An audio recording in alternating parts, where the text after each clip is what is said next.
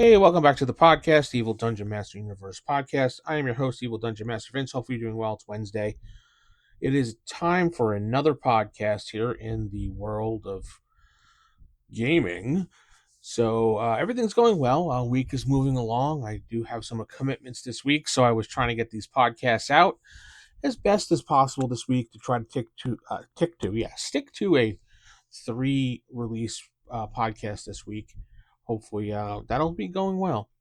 Anyway, theevildm.com is my website. Ask the DM at theevildm.com is my email address, and you can follow me through everything solo.to/theevildm. Perfect place to check all my links out where you can go and donate and yada, yada, yada, and all the other wonderful things. Mazes and Perils, yeah, you've heard that name before in the past. I've used it. That has a couple supplements that are out. I have 2 magazines and a bunch of character classes that I added to the game itself. If you're interested in that, go ahead and hit over.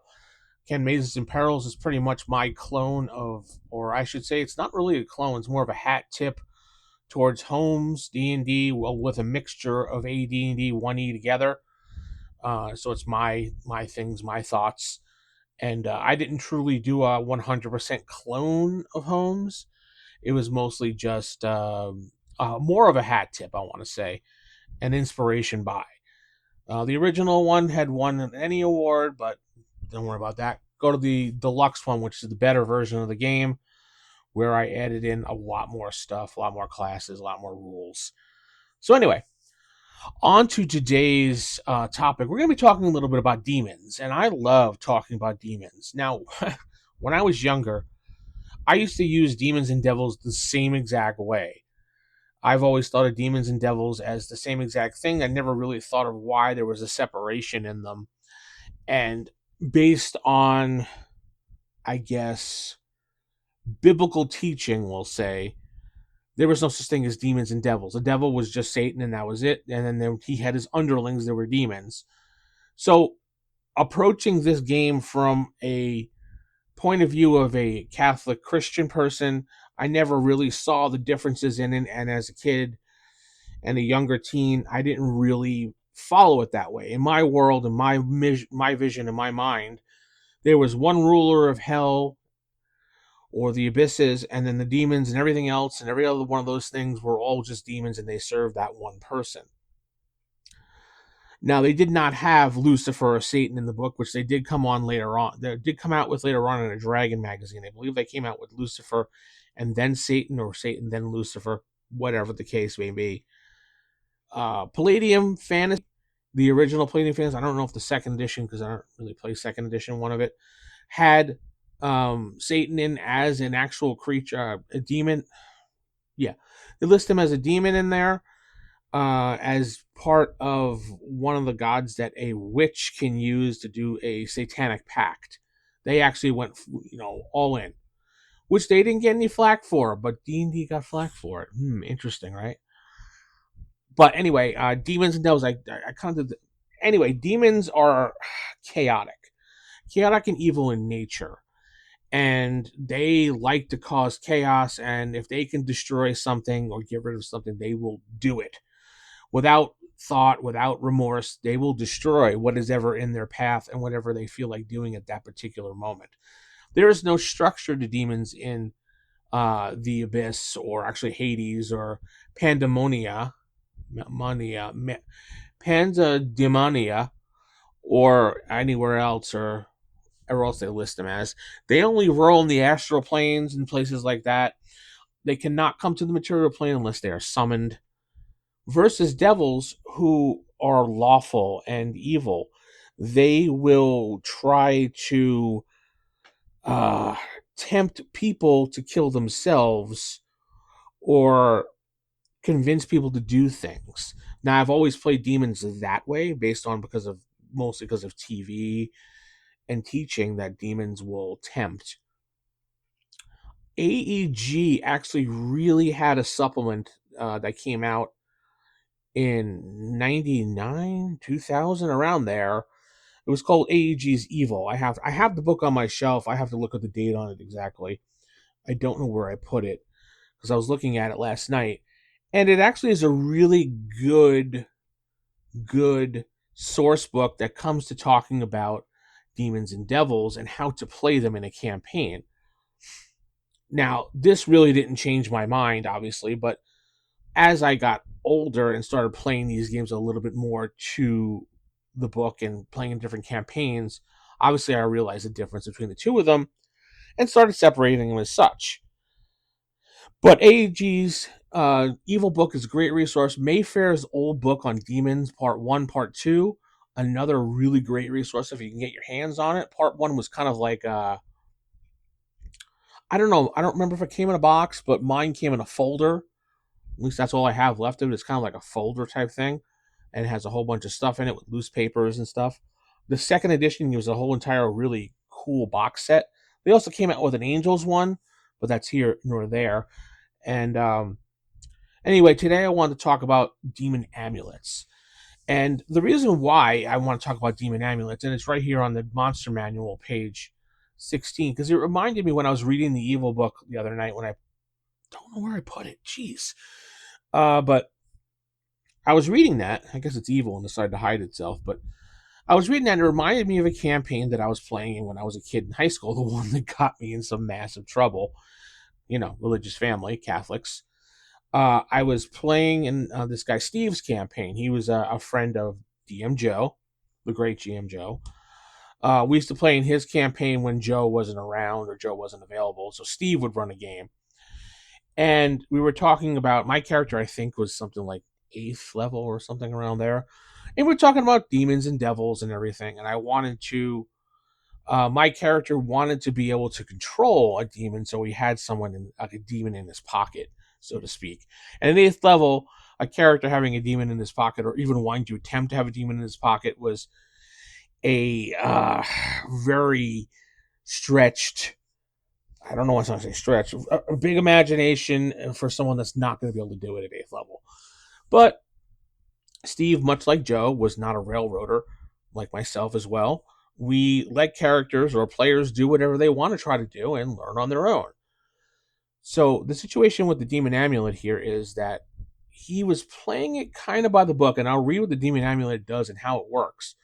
But in his campaign, Demon Amulets work differently. You were able to, if you could find the demon amulet, and I believe the reason why this triggered the memory is because my character had found one, and I was trying to figure out who the demon was.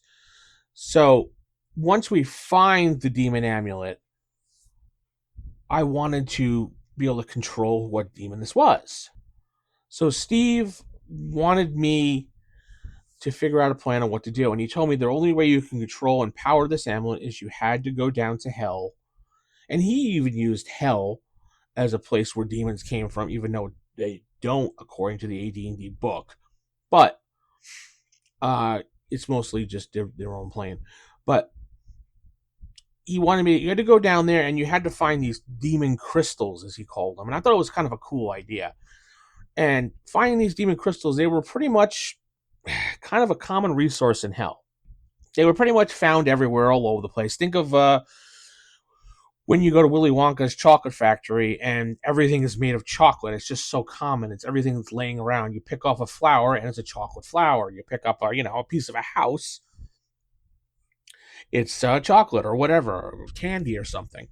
So my character going into the first level of hell was able to go down there and collect these demon crystals that were all over the place, laying on the ground, just as they were maybe like special rocks in the sand. So I wanted to collect these to power the amulet, and I know I needed so many certain kinds of them because he made up different little kinds of them, and I have to get in contact with him because I remember how that worked because it was kind of a cool way he did it. But the more I collected, the more I was able to power up this amulet.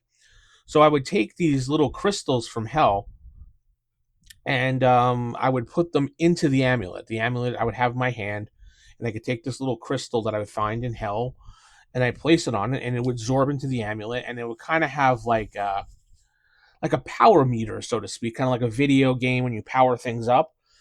It would have like a power meter, and once it reached the full potential of the power meter, I was able to figure out who the amulet belonged to and how to command them. I never did successfully do that because while having this conversation on the phone with Steve, I was in. At the time I was living in New York, so we had basements. Not everywhere in the world has basements, so that's why I mentioned that. I was talking on the phone, and apparently my mother was listening. I don't know how, but she probably picked up the other line, or she was listening at the top of the steps. I don't know. Once I got off that phone, I got a third degree on why am I talking about demons? What am I doing? Am I worshiping demons? And that involved a family priest, which came over and had to speak to me about Dungeons and Dragons and demons and yada, yada, yada. I tried to explain the game and show them in the game. And of course, back then in the 80s, and that really didn't go too far. In fact, he saw the book and decided that the book itself was evil. So I got my books taken away. But anyway, I wasn't allowed to play in that campaign. But little did I know, I still played in the campaign. But I never got to finish that conversation of how that worked and everything. So I do need to get in contact with Steve and find out how that exactly worked, because it was kind of an interesting method that he had there. But anyway, Demon's Amulet here on page 16. Demon lords and princes maintain their vital essences in small containers. Their souls, so to speak, are thus at once projected and yet vulnerable if some enterprising character should gain the amulet. Demons with amulets are able to magic jar once per day.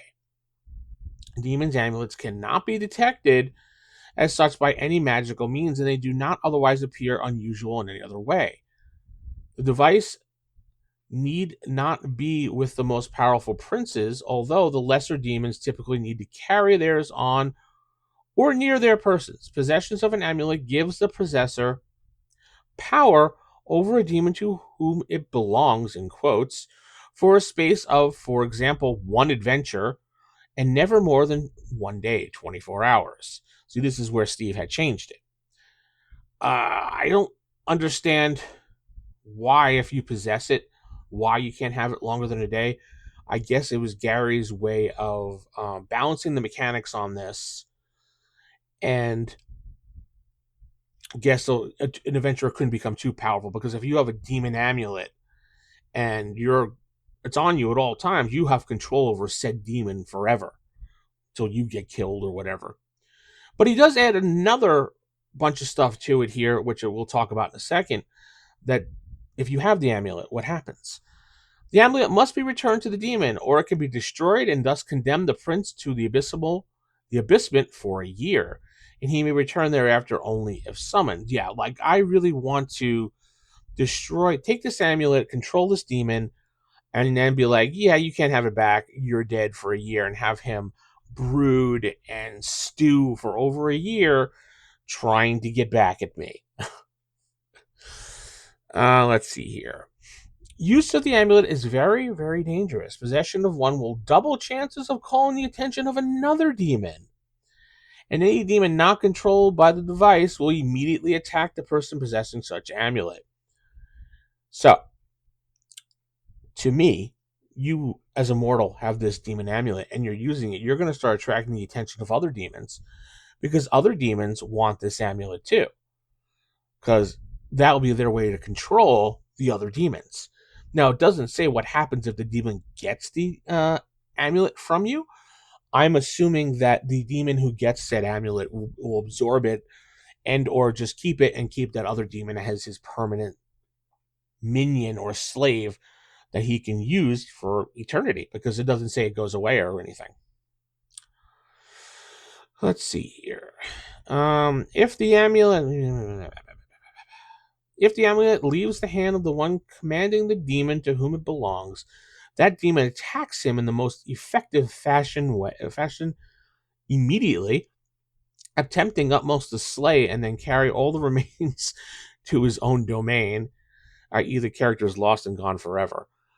On the positive side, however, if the wielder of the amulet carefully repays the demon for aid rendered, adds a considerable sum for having the tempority to dare to command the demon in the first place, and then carefully restores the amulet to the demon, the prince might not bear him a grudge forever afterwards, not seeking to hunt him down whenever possible. I don't know. A chaotic evil demon, and you're going to command him and have him do a bunch of things, but then at the end be like, dude, thanks for your help. Appreciate it. Here's your amulet back. Sorry that we had to do this, but I needed to get this revenge. I needed to get this person taken out. This was the only way possible, and you were the most powerful thing to help me.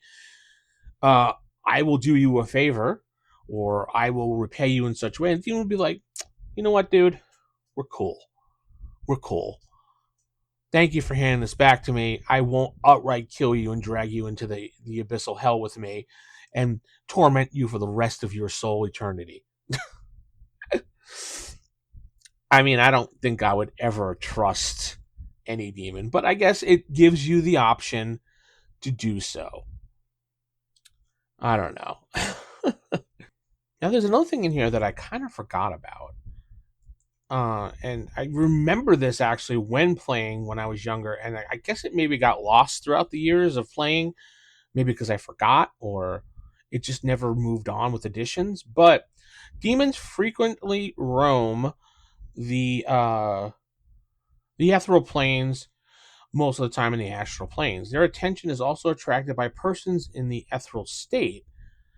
If the name of a particularly powerful demon is spoken, there is a chance that he will hear and turn his attention to the speaker.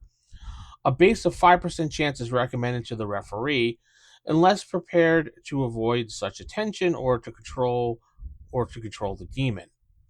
The demon will thereupon immediately kill, by whatever means are most expeditious, the one pronouncing his name. So I've played in a lot of campaigns where, and this was a long time ago, well before second edition or third edition, because in third edition I don't remember ever seeing this. I'm sure it's there, but and I didn't play a lot of second edition. I played just a little bit of it. I went back to first because I didn't care for second, my opinion. But I remember in a bunch of campaigns with Joe, when we found out demon names, if we spoke a demon name aloud, he would roll to see if that demon actually would hear us, regardless of what plane we were on. Now, I asked him about this years later when we were not playing, and he said he was doing it on a 1% chance or a 2% chance, because it's a 5% chance, and that's only if you're on like the ethereal states or something like that. Though it's not exactly clear, but yeah, there was a lot of campaigns I was in with him and a bunch of other DMs too, that if you whispered a demon's name, that the demon could hear you, and it was always fearful to whisper names or to even say names for that matter. And I think it's something I'm going to incorporate into my campaign as well. I like the idea of that there's demons, and if you say their name aloud, there might be a chance they'd be like, he'll hear you. And that also is another, I want to say, I don't want to say folklore, or I don't want to insult anybody, but I know a lot of Catholics that, and there's Christians for that matter too, from different countries, and I've seen it here too in the United States, but in different countries, that if you would say the names of certain demons, they can hear you. Like if you say Satan's name, Lucifer's name, there's a chance that Satan and Lucifer will turn his attention to you and make your life a miserable hell. So it's not unheard of where Gary got this from, and I'm not sure if that's where he got it from, but I always thought it was interesting. If the demon types 1 through 6 are encountered in their lair, there will be a 1 in 6 chance of the same type 75% of the time there, and a 1 to 6 chance, or is that 1 to 6 or 1d6 chance? I think it's 1d6 chance. Mixed types, 1d6 of the same type 70% of the time, and a 1 to 6 mixed types of 1 to 6 25% of the time. I read that in 1 in 6, I apologize. In addition to the separate characteristics and abilities of each sort of demon, these monsters have the following in common, and most demons will have type 3, 1 to 3 are affected by non magical weapons. Type 4 and greater are affected by non magical weapons. All demons have the following ability: improvision, darkness, teleportation with no error, and gate, though different demons have different gates. Demons are affected by a listed attack forms as noted below. Let's see. Full damage will be acid, iron weapons, magic missile, and poison. Half damage for cold, like electricity, lightning, fire, dragon, or magical, and gas, like a poisonous type thing. Silver, none. Unless affected by normal weapons, which will cause damage, unless affected by normal weapons, which cause damage, will be according to the weapon type. Now, silver weapons in my case. Oh, and lastly, because they have a special form of telepathy, demons are able to understand every intelligent communication. Demons with an average or better intelligence are likewise able to converse. But in my campaigns, silver weapons generally go hand in hand with religion. And while not every type are, but in my campaigns, silver weapons are considered religious in a sort of sense, because it usually goes with a religion. And I think it will affect demons. But that is just my opinion on this matter. I think I've talked quite a bit about demons today and give you some interesting things to think about. I do want to hear your comments on this. Go ahead and head over to Spotify, comment below, react to it. I think there's a reaction thing now. You can do happy faces and stuff like that. Go over to youtube.com/theevildam where you'll see this video, and definitely, comment on your experiences with demons and how you handle in your campaign. I like using demons and devils, and I think the sources that I've provided with you today and the information should give you something to inspire a campaign for today. So with that said, I know this has been a longer than normal podcast. Sometimes it happens, right? I'm going to head out, keep it original, keep it old school. Good night. God bless, and I'll keep praying for you.